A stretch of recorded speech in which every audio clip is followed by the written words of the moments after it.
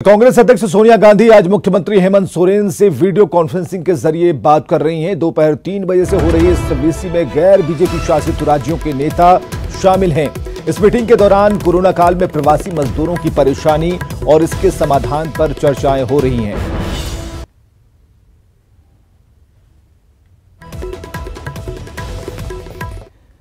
आत्मनिर्भर भारत योजना के तहत लोगों को फ्री राशन देने को लेकर केंद्रीय मंत्री रामविलास पासवान ने झारखंड के खाद्य आपूर्ति मंत्री के साथ बैठक की है।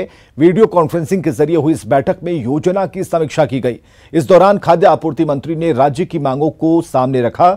बैठक में केंद्र ने राज्य सरकार को मई जून का राशन उपलब्ध कराने के निर्देश दिए हैं।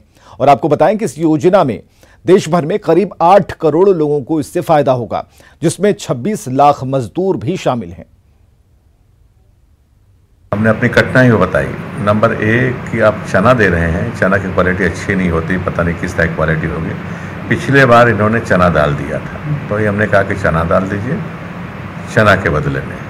एक दूसरा हमने बताया कि देखिए, हम अपने स्टेट गवर्नमेंट के पैसे से अभी तक करीब 6.25 लाख लोगों को अनाज दिए हैं, 10-10 केजी के हिसाब से। लगभग 50 करोड़ खर्च हुए हैं। तो इस मध्य में आप उसको भी दे दीजिए, इसको जोड़ लीजिए और हमको दे दीजिए। 50 करोड़ गरीब राज्य है हमारा। तीसरा हमने कहा कि ये हम दाल भात केंद्र चला रहे हैं अलग से, है ना, फूड सिक्योरिटी एक्ट के तहत नहीं आता, अलग से हम चला रहे हैं। उसमें करोड़ों खर्च हुआ है, उसमें भी हमारा ये चला रहे हैं हम लोग। दाल भात केंद्र चला रहे हैं, थानों में भी दाल भात केंद्र चला रहे हैं। तो ये सब का खर्च अतिरिक्त हो रहा है, हमें उसका भी पैसा आप दे देते तो अच्छा रहता। और कोरोना का हॉटस्पॉट बने हिंदपीढ़ी के लोगों को ईद कंटेनमेंट जोन में ही कटने के आसार हैं। हालांकि प्रशासन आने वाले दिनों में थोड़ी रियायत देने की बात जरूर कहता है। प्रशासन का कहना है कि हालात सुधरे जरूर हैं। इसे देखते हुए हिंदपीढ़ी इलाके की स्क्रीनिंग का काम शुरू हो गया है ताकि संदिग्धों की पहचान हो पाए।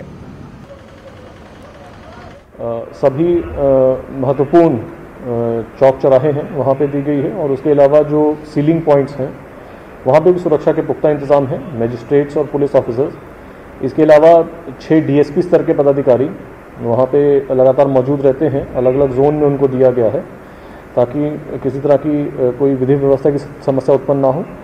और वर्तमान में लोगों का भी सहयोग प्राप्त है। लॉकडाउन का अनुपालन सुनिश्चित कराया जा रहा है। देखिए, सीलिंग पॉइंट्स सभी जो पूर्व निर्धारित थे वो हैं, उनमें फोर्स को बढ़ाया गया है। उसके अलावा वहाँ पे कैमरास वगैरह भी लगे हुए हैं, और लगातार एक ऑफिसर को ड्यूटी दी गई है कि सीलिंग पॉइंट्स में जो मजिस्ट्रेट, पुलिस ऑफिसर्स और फोर्स तैनात हैं उनको चेक करते रहें, उनकी ब्रीफिंग करते रहें।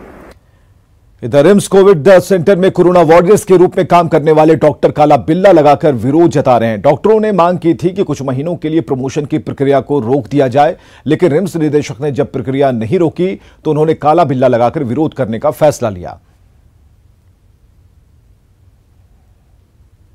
वो से रिक्वेस्ट कर रहे हैं कि जब तक कोरोना का असर महामारी फैला हुआ है, जब तक हम लोग कोविड के काम फंसे हुए हैं, तब तक हमारा जो प्रमोशन की प्रक्रिया है उसको रोका जाए।